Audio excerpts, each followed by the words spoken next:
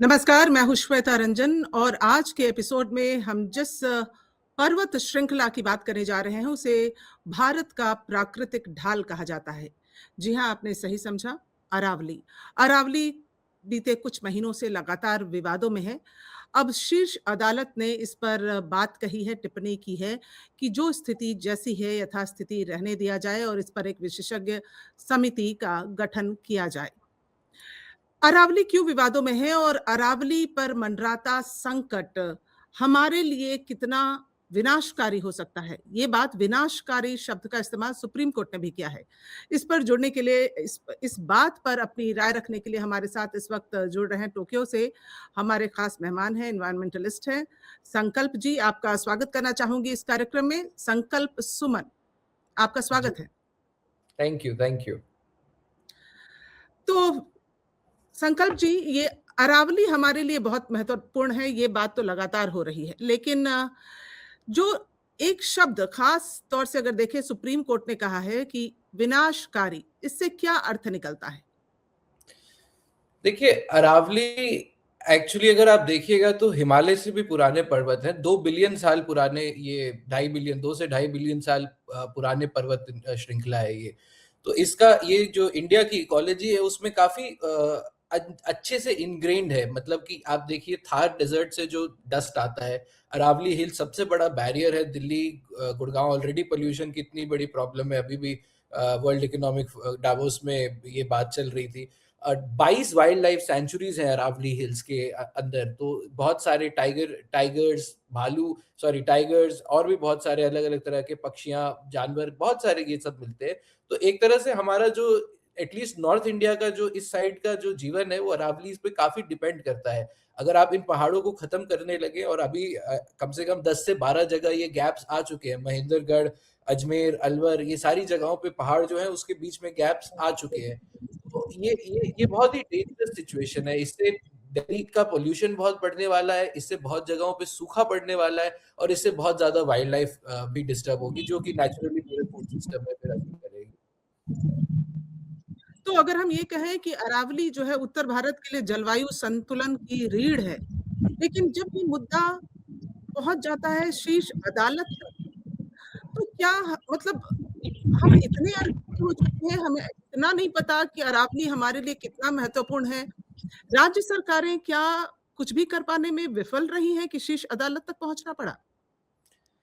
देखिए, एक मानसिकता का की बात है। सबसे पहले तो मैं थोड़ा क्रोनोलॉजी से शुरू करूं तो 2010 में ये मामला जब सुप्रीम कोर्ट के पास आया था, सेम ही डेफिनेशन को सुप्रीम कोर्ट ने रिजेक्ट किया था, जो उन्होंने 2025 में अपने नवंबर के जजमेंट में एक्सेप्ट कर लिया कि 100 मीटर से ऊपर जो पहाड़ होगा उसी को अरावली माना जाएगा। ये डेफिनेशन पहले सुप्रीम कोर्ट रिजेक्ट कर चुका है। हालांकि राजस्थान गवर्नमेंट इसी को आगे बढ़ाते हुए अपने माइनिंग लीजेस को देने की कोशिश कर रही थी। तो अभी भी जब ये सुप्रीम कोर्ट में बात आई है, वो 164 माइनिंग 164 माइनिंग लीजेस थी जिनको रिन्यू करना था, जिस वजह से सुप्रीम कोर्ट तक ये बात आई थी और ये फिर से डेफिनेशन पे बात दोबारा उठी। तो ये बिल्कुल सही बात है कि दो तरह की मानसिकताएं हैं। एक तरफ है कि आपको इंडिया के जो डेवलपमेंटल नीड्स हैं उनको बैलेंस करना है। बहुत सारे क्रिटिकल अर्थ मिनरल्स मिलते हैं अरावली में, गोल्ड हो गया, और भी बहुत सारे critical rare earth minerals Aravalli के अंदर मिलेंगे। बट अब आप देखिए, एक और इससे आप देखिएगा कि जो इंडिया का एनवायरमेंटल इम्पैक्ट असेसमेंट लॉ है उसको सरकार ने अमेंड कर दिया कि जहां भी क्रिटिकल मिनरल्स मिलेंगे वहां पे पब्लिक कंसल्टेशन की जरूरत नहीं है। तो ये एक मानसिकता की बात है जो कि बहुत बदलती हुई दिख रही है। जहां डेवलपमेंट बहुत ऊपर की प्रायोरिटी ले रहा है, वो एक अंधाधुंध डेवलपमेंट जो हमने वेस्ट में देखा है, जिस वजह से आज वेस्ट में बहुत बड़ा संकट आ चुका है। इंडिया कम से कम ब्लेस्ड है कि उसके पास बहुत सारे नेचुरल रिसोर्सेज हैं, पर और अन्य देशों ने जिन्होंने ये काम किया उन्होंने वो आज बहुत सफर कर रहे हैं। तो अब हम उनके एक्सपीरियंस से सीखने की जगह सेम ही काम रिपीट करने की कोशिश कर रहे हैं, जो कि बहुत ही डेंजरस है शॉर्ट टर्म में भी, और लॉन्ग टर्म में तो बहुत फेटल है इनफैक्ट। संकल्प जी, अगर हम ये देखें कि जब सुप्रीम कोर्ट कहता है यथास्थिति बनाए रखा जाए, इसका क्या अर्थ है, क्या कॉनोटेशन हम इसको समझे? देखिए, अभी तो फिलहाल सुप्रीम कोर्ट ने जो डेफिनेशन एक्सेप्ट करा था 20 नवंबर के जजमेंट में, उसको रोक दिया है, उसको अबेयंस में डाल दिया है। तो अभी अरावली की जो डेफिनेशन है उसके ऊपर सुप्रीम कोर्ट दोबारा से एक कमिटी बना रहा है जो कि एमिकस क्यूरे और जो डिप्टी सॉलिसिटर जनरल है उनको बोला गया है कि आप नाम सजेस्ट कीजिए एनवायरमेंटलिस्ट का, फॉरेस्टर्स का और भी एक्सपर्ट्स का, जो मिलके इस डेफिनेशन पे काम करे। यथास्थिति का ये मतलब है कि अभी तो देखिए फॉरेस्ट सर्वे ऑफ इंडिया ने एक 3 डिग्री स्लोप का डेफिनेशन दिया था अरावली का, और अभी कुछ-कुछ जगहें हैं जहाँ पे माइनिंग परमिट तरीके से चल रहा है इसी डेफिनेशन के बेसिस पे। तो वो माइनिंग्स को कंटिन्यू किया जाएगा। नई माइनिंग लीजेस को नहीं दिया जाएगा, वो रोकी जाएँगी। कोई भी माइनिंग लीज अगर दी जाएगी तो सुप्रीम कोर्ट को के सामने आकर ही दी जाएगी। इनफैक्ट सुप्रीम कोर्ट ने एक और कमिटी बनाने की वो की है, जो कि इस बात को देखेगा कि कितना कहाँ माइनिंग हो सकती है या क्या प्लान बन सकता है। अभी जो डेफिनेशन थी जो 100 मीटर वाली डेफिनेशन थी, उसमें अगर आप राजस्थान में ले लीजिए तो 12,082 पहाड़ों में से सिर्फ 1,048 पहाड़ उस डेफिनेशन में आते हैं अरावली के नाम पे। बाकी सारे पहाड़ मतलब 90% से ऊपर पहाड़ नहीं है अरावली, और ऊपर अगर पूरा गुजरात, राजस्थान, हरियाणा, दिल्ली का एरिया देखिएगा तो उस डेफिनेशन में 99% पहाड़ नहीं आते हैं। तो ये तो बहुत ही डेंजरस स्थिति थी। ये सुप्रीम कोर्ट ने समझी अपनी डेफिनेशन पे गलती, जो उन्होंने 2010 में खुद ही माना था, लेकिन उन्होंने अब फिर से इस बात को माना है। तो अभी अभी फिलहाल के लिए डेफिनेशन नहीं है कोई अरावली की। लेकिन जब अदालत है, कानून है, आदेश है, फिर भी खनन नहीं रुक रहा, तो इसमें आप किसकी मिलीभगत देखते हैं? क्या है? मैम देखिए, खनन तो बिल्कुल नहीं रुक रहा, आपने सही कहा। 2020 से लेके आज तक में 20,000 से ज़्यादा इल्लीगल माइनिंग प्रोजेक्ट्स मिल चुके हैं अरावली के अंदर। और ये सिर्फ अरावली की बात हो रही है, ये तो पूरे देश में मैं बिहार से आता हूँ, बिहार में भी ये सेम ही स्थिति है। तो ये पूरे देश में ये स्थिति है, और ये होता है करप्शन की वजह से, क्योंकि किसको नहीं, या पुलिस से लेके एडमिनिस्ट्रेटर से लेके लोकल एमएलएज, एमपीज, ये सारी जगहों पे बात जाती है। सबको पता होता है कि क्या चल रहा होता है। ये कोई छोटा सा काम नहीं है कि आप अपने घर पे बैठ के कर ले। आप पहाड़ खोद रहे हैं तो उसमें बहुत रिसोर्सेज की जरूरत होती है, उसमें बहुत सारी चीजें लगती है, पर मंशा नहीं है अभी इन चीजों को रोकने की। ये क्योंकि इसमें बहुत प्रॉफिट है, लालच है प्रॉफिट का, तो इस वजह से जो कंपनीज है वो घूस दे देती हैं, जो यहाँ की अथॉरिटीज है वो सोती रहती हैं। और एक तरह से गवर्नमेंट भी इस चीज में कंप्लिसिट है, क्योंकि गवर्नमेंट खुद ही अरावली को डिफाइन ही इस तरीके से करना चाह रही है कि उसमें ज्यादा से ज्यादा माइनिंग हो। आपको अगर मैं बताऊं तो अभी सुप्रीम कोर्ट में जो इन्होंने अर्जी रखी थी, उसमें उन्होंने 34 डिस्ट्रिक्ट्स दिए अरावली के, जिसमें काफी सारे की डिस्ट्रिक्ट्स तो उन्होंने अरावली में माने ही नहीं। डेफिनेशन हटा दीजिए, जो डिस्ट्रिक्ट्स उन्होंने बोले वो डिस्ट्रिक्ट्स में भी नहीं माने, जिसमें रणथंभौर का एरिया भी आता है, चित्तौड़गढ़ का एरिया आता है जहां यूनेस्को वर्ल्ड हेरिटेज साइट है। तो एक तरह से दोनों तरफ से जो इंडस्ट्री है, इंडस्ट्री की तरफ से, और दूसरा गवर्नमेंट की तरफ से, ये एक खुली सेल लगी हुई है कि जितना आके जो चाहे उतना ले जाए, इलीगल तरीके से ले जाए, लीगल नहीं बनता है तो इलीगल तरीके से ले जाए, कौन देखने वाला है। वो तो अच्छी बात है कि अब लोग सड़क पे उतरे। अरावली के ऊपर जब बात हुई तो कितने हजारों लाखों लोग सड़क पे उतरे। एक तरह से हमें देखा हमने इंडिया में कि एनवायरनमेंट कितना बड़ा इशू है, और सरकार को भी सामने आना पड़ा, सुप्रीम कोर्ट को सामने आना पड़ा, अपनी गलती माननी पड़ी। तो ये सच्चाई तो ये है कि लोग इस तरह से चाहते हैं, पर लोग भी इसी वजह से आक्रोशित थे, क्योंकि हालत बहुत खराब है इन सारी जगहों की। इसका मतलब कि अगर साफ शब्दों में हम समझे तो राजनीतिक इच्छा शक्ति की कमी है? जी, जी, बिल्कुल, बिल्कुल। अभी देखिए सरकार ने इन्फ्लुएंसर्स को अपनी इस डेफिनेशन को मानने के लिए, कि लोगों को जाके बताएं कि हाँ ये 100 मीटर वाली डेफिनेशन सही है, उसको मानने के लिए सरकार इन्फ्लुएंसर्स को हायर करने की कोशिश कर रही थी, और कई इन्फ्लुएंसर्स ने, जिसमें आप अनमोल सक्सेना, मौलिक जैन, शाहबाज आलम, ये सारे इन्फ्लुएंसर्स ने सामने आके ईमेल्स दिखाए हैं इनफैक्ट पब्लिकली, कि उनको बोला, प्रेशर किया जा रहा है कि आप लोगों के पास ले जाइए और लोगों को बताइए कि ये 100 मीटर की डेफिनेशन सही है, इसमें कोई गड़बड़ नहीं है। और जब ये मना कर रहे हैं तो इनको धमकाया भी जा रहा है कि नहीं, आपको ये करना पड़ेगा, नहीं तो आपको फ्यूचर कॉन्ट्रैक्ट्स नहीं मिलेंगे, एटसेट्रा एटसेट्रा। तो ये बिल्कुल एक सिस्टमैटिक तरीके से ये किया जा रहा है। ये ऐसा नहीं है कि एक घटना यहाँ हो जाती है, एक घटना वहां हो जाती है, किसी को पता नहीं चल रहा। इन सारी चीजों के पीछे एक बहुत ही केयरफुल प्लान है, जो इस पहाड़ों को खत्म करना चाहता है, जो इस पहाड़ के अंदर जो रेयर अर्थ मिनरल्स है उसको निकालना चाहता है, जिसको जो एकदम शॉर्ट टर्म देख रहा है, जिसको फर्क ही नहीं पड़ता कि इससे पानी पे क्या असर पड़ेगा, इससे वहां की जलवायु उस पे क्या असर पड़ेगा, जानवरों पे क्या असर पड़ेगा, दिल्ली की पोल्यूशन पे क्या असर पड़ेगा, उनको इन चीजों से कोई मतलब नहीं है, उनको बस अपना शॉर्ट टर्म इकोनॉमिक गेन दिख रहा है। मैं इस मामले को अच्छे से समझ सकती हूँ संकल्प जी, क्योंकि कई दफा ऐसा होता है कि वो जो पूरा इलाका होता है ना, अरावली से सटा हुआ ये गुड़गांव का जो इलाका है, उस तरफ कई बार तेंदुए आ जाते हैं, जंगली जानवर आ जाते हैं शहरों में, क्योंकि अब उनके रहने के लिए जगह ही नहीं बची है। तो वो शहर में आते हैं, अटैक करते हैं, मतलब कई मामले ऐसे देखे हैं हाल फिलहाल भी। जी, जी। तो अब फिर जानवर भी क्या करें, कहाँ जाएं? जी, बिल्कुल, बिल्कुल। और ये जानवर हमारी समस्या नहीं है, ये जानवर हमारी धरोहर है।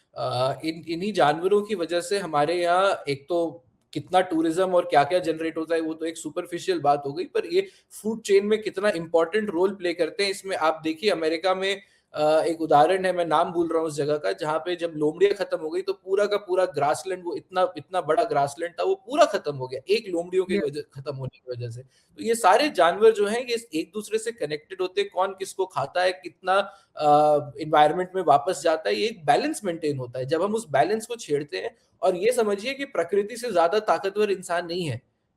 हम थोड़ा सा प्रकृति को छेड़ेंगे, प्रकृति वापस अगर हमें छेड़ने लगेगी, आप देखिए 2 से 3% इंडिया का जीडीपी हर साल जलवायु परिवर्तन की वजह से लॉस होता है हमें। साइक्लोन आम्फन आया, $100 मिलियन का लॉस हो गया उस वजह से। तो प्रकृति भी वापस जवाब देती है, और पूरी और वायनाड और में कहीं न पिछले साल क्या कहीं हम हुआ देख था। रहे हैं ना कि कहीं न कहीं हम देख रहे हैं कि जिस तरह का वायु प्रदूषण है, गैस चेंबर बन जाता है, दिल्ली से सटे इलाके जितने भी हैं, तो ये सब इसी वजह से हो रहा है, क्योंकि हम अंधाधुंध तरीके से पेड़ काटे जा रहे हैं, खनन हो रहा है। रोज हम देखते हैं कि अरावली धीरे-धीरे खत्म हो रही है। तो जो रेत रेगिस्तान तक सीमित रहना चाहिए था, वो अब उत्तर भारत की तरफ बढ़ सकता है अगर अरावली को पूरी तरह से नष्ट कर दिया गया। जी, बिल्कुल, बिल्कुल। जो थार डेज़र्ट का रेत है, उसको अरावली आज से नहीं, सदियों से रोक रहा है। और एक ढाल की तरह आप कह सकते हैं कि अरावली खड़ा है इस नॉर्दर्न पार्ट ऑफ इंडिया और इस वेस्टर्न पार्ट ऑफ इंडिया के बीच में। और उस ढाल को हम धीरे-धीरे काटते जा रहे हैं। मैंने पहले भी बोला कि 10-12 जगह तो ये गैप्स आ गए हैं। दिल्ली, गुड़गाँव, फरीदाबाद के एरिया में, महेंद्रगढ़ के एरिया में, अलवर के एरिया में ये गैप्स आ गए। जैसे-जैसे ये गैप्स बड़े होंगे, ये जो धूल है वो आगे बढ़ती जाएगी। और सरकार खुद इस बात को मानती है। सरकार ने खुद ही अरावली ग्रीनिंग प्रोजेक्ट चलाया हुआ है, जिससे कि वो अरावली को और हरा बनाना चाहते हैं। तो एक तरफ वो ये काम कर रहे हैं, जहां ये मान रहे हैं कि हमें ये डेजर्टिफिकेशन को रोकना है। ये बहुत बड़ी समस्या होगी अगर डेजर्ट फैलता चला गया, तो सूखा कितने लाखों लोग उस सूखे से प्रताड़ित होंगे, ये कोई बताने की जरूरत नहीं है। तो ये एक बहुत ही गहरा इशू है। और इस डेजर्टिफिकेशन को आगे बढ़ने से रोकने की हमें पूरी कोशिश करनी चाहिए। हमें और यहाँ पे पेड़ लगाने की जरूरत है, हमें और बायो रिजर्व्स बनाने की जरूरत है, ताकि ये एरिया संरक्षित रहे। इसमें और माइनिंग करने की जरूरत नहीं है। पॉइंट इसमें ये भी आता है कि ये जो हमारा मैदानी इलाका है उत्तर भारत का, ये खेती के लिए गंगा किनारे का इलाका, नदियों के किनारे जो जिस तरह से कल्टीवेशन होता है, जो फायदे होते हैं, वो सब का सब तब्दील हो सकता है। ये एक दूरदर्शी प्लान होना चाहिए सरकार का कि इस पर रोक इमीडिएटली लगाई जाए। किसी भी तरह से कोई कोताही नहीं, कोई समझौता नहीं। हालांकि इसमें इच्छा शक्ति की कमी जाहिर सी बात है, लेकिन जब कोर्ट का ये आदेश होता है कि इस पर एक विशेषज्ञ समिति बनाई जाए, तो आपको क्या लगता है, ये खाना पूर्ति है, या फिर वो विशेषज्ञ समिति जो होगा उसके पास इतनी ताकत होगी कि बची खुची अरावली को बचाया जा सके?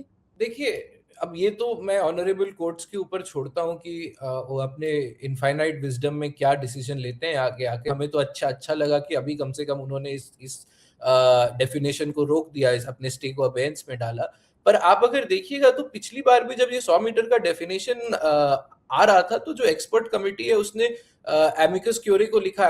एमिकस क्यूरे ने है, उन्होंने सुप्रीम कोर्ट को बताया कि ये डेफिनेशन गलत है, इससे बहुत बड़ा इकोलॉजिकल डिजास्टर होगा। उस समय चीफ जस्टिस बीआर गवाई की बेंच थी वो, उन्होंने फिर भी एमिकस क्यूरे की डेफिनेशन को सजेशन को ना मानकर सरकार की सजेशन को माना। उन्होंने ये भी पॉइंट आउट किया कि जो फॉरेस्ट सर्वे ऑफ इंडिया है, उन्होंने बोला है कि इस डेफिनेशन से 99% जो अरावली पहाड़ है, वो पहाड़ ही नहीं माने जाएँगे। तो ये फैक्ट्स कोर्ट के पास मौजूद थे जब कोर्ट ने ये डिसीजन लिया। तो ऐसा नहीं है कि कुछ नया बहुत बड़ा हमें पता चलने वाला है इस कमिटी से। हाँ, अच्छी बात है कि बहुत सारे तरह-तरह के वॉक्स ऑफ लाइफ के लोग मिलेंगे, वो अरावली के ऊपर चर्चा करेंगे, वो कोशिश करेंगे उसको डिफाइन करने की। लेकिन मुझे ऐसा लगता है कि आप पहाड़ों को जिस समय डिफाइन करना शुरू कर दिया, आप वहीं पे गलत हो प्रॉब्लम आपने शुरू कर दी। यही कपिल सिब्बल जी की भी तो आर्गुमेंट अभी कोर्ट में आई है कि आप पहाड़ों को हुँ, डिफाइन कैसे कर सकते हैं? आप बता कैसे सकते हैं कि क्या हिमालय है, क्या अरावली है, क्या विंध्या है? ये सारे देखिए पहाड़ बहुत हमसे बहुत पुराने हैं। संकल्प जी, मैं यहाँ पे एक समझना चाह रही हूँ कि क्या दुनिया के किसी और देश में किसी और पर्वत श्रृंखला को लेकर कभी ऊँचाई के आधार पर परिभाषित किया गया है? क्या आपके पास कोई ऐसा रिसर्च है?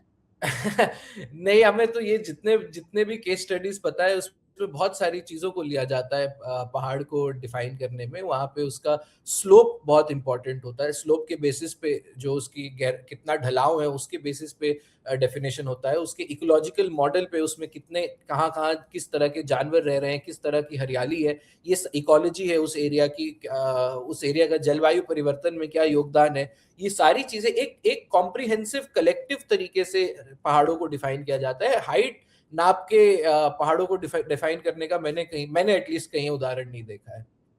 तो जब सरकार ये कहती है कि ये वन है, ये वन नहीं है और इस तरह से अगर जब हम डिफाइन करते हैं, तो क्या ये कॉन्फ्लिक्ट ऑफ इंटरेस्ट होता है? बिल्कुल, सरकार देखिए बहुत चालाकी कर रही है। सरकार ने ग्लोबली अपने पेरिस एग्रीमेंट में जो कमिटमेंट किया है उसमें उन्होंने बोला है कि हम 1 बिलियन टन CO2 बचाएँगे हम पेड़ लगाने की वजह से। लेकिन सरकार ने क्या किया है कि जो प्लांटेशंस होते हैं जो कि आप कहिएगा कि आप जंगल काट के उसमें अगर पाम ट्रीज़ लगाने लगे तो वो भी पेड़ हमारी डेफिनिशन में वो भी फॉरेस्ट की तरह काउंट होंगे। लेकिन वो फॉरेस्ट नहीं है। वो आप मोनोकल्चर कर रहे हैं, आप वहाँ की जो जो नेचुरल बायोडायवर्सिटी है उसको खत्म करके वहाँ पे एक कमर्शियल यूसेज के लिए आप कुछ और लगा रहे हैं। वो पर हमारी डेफिनिशन जो है वो चेंज कर दी गई है जिसमें ये भी प्लांटेशन की तरह फॉरेस्ट फॉरेस्ट की तरह प्लांटेशंस भी फॉरेस्ट की तरह काउंट होंगे। इनफैक्ट अगर आपने दिल्ली में जो देखा होगा कि सड़कों के बगल में जो पेड़ लगे रहते हैं, वो भी फॉरेस्ट की तरह काउंट होंगे अगर जो अभी की प्रेज़ेंट की डेफिनिशन आप देखेंगे। तो ये एक बहुत सोची-समझी अ, चीज़ है जिसमें एनवायरनमेंट को बहुत कम प्रायोरिटी दी जा रही है, जिसमें एनवायरनमेंट से चाहे जितना भी नुकसान हो उसको नहीं देखा जा रहा है, एक तरह से उसको नज़रअंदाज किया जा रहा है और अपने जो खाना-पूर्ति है उसको करने जो ग्लोबल कमिटमेंट्स है उसको पूरा करने में जो भी हमें बन पा रहा है वो हम बोल रहे हैं, कर रहे हैं, दिखा रहे हैं। हमने ग्लोबली बोल दिया है कि हम 50% रिन्यूएबल एनर्जी पे चल रहे हैं। हमने 50% रिन्यूएबल एनर्जी कैपेसिटी डेवलप कर ली है। लेकिन हम किसी को ये नहीं बोल रहे कि अभी तक हम 25% ही खपत कर रहे हैं रिन्यूएबल एनर्जी की, बाकी 75% कोल से आ रहा है। तो हम बातों को घुमा-घुमा के जो कहते हैं उसको लीगल आर्गुमेंट्स बना-बना के अलग तरीके से पेश कर रहे हैं। पर जो असली में काम है, जिस काम को करने की ज़रूरत है, इंडिया बहुत बुरी तरह से जलवायु परिवर्तन से अफेक्टेड हो रहा है और होने वाला है। हम 90 से ऊपर लोग मरे थे 2022 में हीट वेव्स के अंदर-अंदर। और इस तरह के कई उदाहरण आप अलग-अलग सालों में देख सकते हैं। वेस्टर्न घाट्स में जो डिस्टर्बेंस हुई उस वजह से वायनाड में कितना बड़ा भूचाल आया। अभी हुँ। उत्तराखंड और हिमाचल में जिस तरीके से आपने देखा कि पेड़ गिरते चले गए, पंजाब में, हरियाणा में किस तरह से बाढ़ आई। ये सारी चीज़ें इसी वजह से तो हो रही हैं क्योंकि हम एनवायरनमेंट को कोई प्रायोरिटी ही नहीं दे रहे हैं। हम जो भी है अब डेवलपमेंट के नाम पर जो हमारी सबसे सबसे बड़ी और सबसे इम्पोर्टेंट धरोहर है उसको हम इस तरीके से ज़ाया कर रहे हैं जैसे कि उसका कोई मतलब ही नहीं है। संकट जी, एक बात जो मुझे नहीं समझ में आती है कि अरावली को छील कर, काट कर बिल्कुल उसको जैसे नेकेड कर दिया गया हो, ऐसे कई पहाड़ हमें दिखते हैं। लेकिन चलिए वो तो अवैध हो सकता है, खनन अवैध हो सकता है।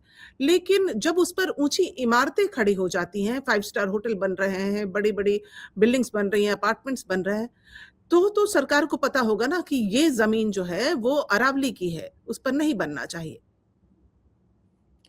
जी, आपने बहुत एक अच्छा पॉइंट उठाया है। इससे मैं आपको बताऊँ कि आपको आई कैन गारंटी यू कि गुड़गाँव में जो पानी की समस्या है, जो जो जल भराव ठहराव हो जाता है, हर साल बारिश आती है, वो सिर्फ इसी वजह से हो रहा है क्योंकि गुड़गांव अरावली के रेंज के ऊपर बना हुआ है और वो पानी सारा गुड़गांव में आके इकट्ठा होता है, उसको बहने की कोई जगह नहीं मिलती। तो ये बिल्कुल आपने सही कहा कि पहाड़ों को काट काट के उनको समतल कर करके ये एक सिटीज बनाने की कोशिश करी गई है, पर वो सिटीज कोई फंक्शनल सिटीज नहीं है। ऐसा नहीं है कि उसमें लोगों को उस वजह से दिक्कत नहीं हो रही है। पूरा गुड़गांव किस तरह से बहा हुआ रहता है, बात है, कितनी भी सरकार कोशिश कर ले कुछ नहीं हो पाता है। तो ये इसी वजह से है क्योंकि आपने पहाड़ों पे बनाए, पहाड़ों पे आप और जगह भी बनाइएगा तो आप सेम ही प्रॉब्लम आपको फेस करनी पड़ेगी। पहाड़ ढलाव पे होते हैं, स्लोप पे होते हैं, उस पे आप पानी जमा होगा ही होगा। तो ये एक बहुत ऑब्वियस बात है, लेकिन ये इसको इग्नोर किया जाता है क्योंकि आम जनता, आपने तो बेच लिया, रियल एस्टेट प्रॉपर्टी बिक गई, बहुत करोड़ों का फायदा हो गया चुनिंदा लोगों को, ज्यादातर वही लोग आगे एमपी एमएलए बनते हैं या पार्टी फंड्स को डोनेट करते हैं, लेकिन फिर जो आम जनता है वो जो शहर में रह रही है उसको इस तरह से तकलीफ होता है। गुड़गांव की प्रॉब्लम एक प्रॉब्लम है, ऐसी बहुत जगहों की समस्याएं हैं। तो आखिर में मैं आपसे यही जानना चाहूंगी कि ये जो एक विवादित मुद्दा है, तो इस पर क्या एक अलग से कानून, अलग से प्राधिकरण, अलग से संरक्षण कानून, इसकी आवश्यकता है और आपकी क्या राय है, क्या होना चाहिए? जी, देखिए अलग से कानून तो मैं, इंडिया में बहुत सारे कानून ऑलरेडी एग्जिस्ट करते हैं।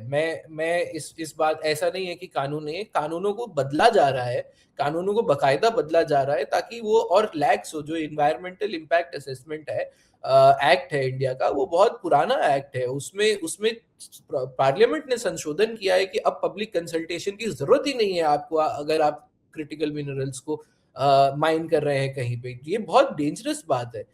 तो जो एग्जिस्टिंग कानून है उनको ही ना छेड़ा जाए, कानून में फंसने की जगह, डेफिनेशन बनाने की जगह अरावली हिल को, उस पूरे एरिया को छोड़ दिया जाए। कानून बनाने से कुछ नहीं होगा। कानून अभी भी है, माइनिंग, इलीगल माइनिंग उसको कहा जा रहा है क्योंकि वो गैर कानूनी हो रही है, उसको कोई नहीं रोक रहा है। तो इससे कानून बनाने से कुछ फर्क नहीं पड़ेगा, एक मंशा बदलने की जरूरत है। हाँ, जो हमें करना चाहिए वो हमें अपने अपने बजट्स में, अपने सर्वेज में, अपने ऑफिशियल डॉक्यूमेंट स्पीचेस में हमें इन चीजों को वैल्यू लगानी चाहिए कि अरावली से हमें इतने बिलियन डॉलर का हर साल फायदा होता है। जब हम, क्योंकि हमारी मानसिकता इस तरह से बन गई कि जब तक हमें पैसा नहीं दिखेगा किसी चीज में, हम उसको खत्म ही करने में लगे रहेंगे। हमें पैसा दिख रहा है क्रिटिकल मिनरल्स में तो हम पूरे पहाड़ को खत्म कर रहे हैं, पर उस पहाड़ के भी एक इकोनॉमिक वैल्यू है जो कि हम हर साल हमें मिल रही है। जैसे अभी मिस गोपीनाथ ने कहा वर्ल्ड इकोनॉमिक फोरम में कि टैरिफ से उतना नुकसान नहीं हो रहा है इंडिया को इकोनॉमिकली जितना एयर पोल्यूशन से हो रहा है। तो अगर हम इन चीजों पे वैल्यू डिफाइन करने लगेंगे, इन चीजों को जो उनका सोशल कॉस्ट है उस पे उसको लाना शुरू करेंगे, तो अपने आप ये प्रॉफिट एंड लॉस जो कैलकुलेशन है वो बदल जाएगी और आप देखेंगे कि ये काफी सारी चीजें खुद ब खुद रुकने लगेंगी। तो और कानून बनाने की सुप्रीम कोर्ट ने अभी एक कमेटी बनाई है, बहुत अच्छी बात है। वो कमेटी बैठ के डिसाइड करे कि किस तरह से पहाड़ों को डिफाइन करना चाहिए। मुझे नहीं लगता उससे कोई प्रॉब्लम सॉल्व हो पाएगी। ये डिस्कशन बहुत टाइम से चल रही है। ये पहाड़ यूनिफॉर्म नहीं है, ये पहाड़ कॉन्स्टेंटली बदल रहे हैं। ऐसा नहीं है कि एक ही तरह से जैसे जैसे ये 20 साल पहले थे आज वैसे ही बचे, क्योंकि इतनी एक्टिविटीज यहाँ पे हो रही है कि ये पहाड़ भी बदल रहे हैं। तो ऐसा कुछ आप डेफिनेशन बना पाएंगे, नहीं बना पाएंगे, ये भी हमें देखने की बात है। लेकिन एक चीज जो हम कर सकते हैं साथ साथ, वो ये कर सकते हैं कि हम एनवायरनमेंट को जो वो वैल्यू डिजर्व करता है, जो हम उससे ले रहे हैं, जो उसके पानी से, उसके खाने से, उसकी बारिश से, उसके टूरिज्म से, उसकी मेडिसिन से, ये जो हम वैल्यू डिराइव कर रहे हैं उसके ऑक्सीजन से, वो उन चीजों को हम एक्चुअली नापना शुरू करें और अपने इन सारे डेवलपमेंटल प्रोजेक्ट्स में ये इकोनॉमिक, एनवायरमेंटल और सोशल कॉस्ट तीनों को देखा जाए, सिर्फ इकोनॉमिक कॉस्ट को ना देखा जाए। थैंक यू सो मच संकल्प जी, दैट वाज रियली इंसाइटफुल। बहुत अच्छी जानकारी आपसे मिली है और आपका जुड़ने के लिए बहुत बहुत शुक्रिया। तो इस एपिसोड में धन्यवाद। फिलहाल इतना ही। उम्मीद करती हूँ कि ये जो एक अहम मुद्दा है, ये विवादित मुद्दा है, सरकारें, अदालतें इस पर सोचेंगी और सही निर्णय लेंगी। आज के लिए इतना ही, फिर जुड़ूंगी आपसे। आप हमारे चैनल को जरूर सब्सक्राइब करें। नमस्कार।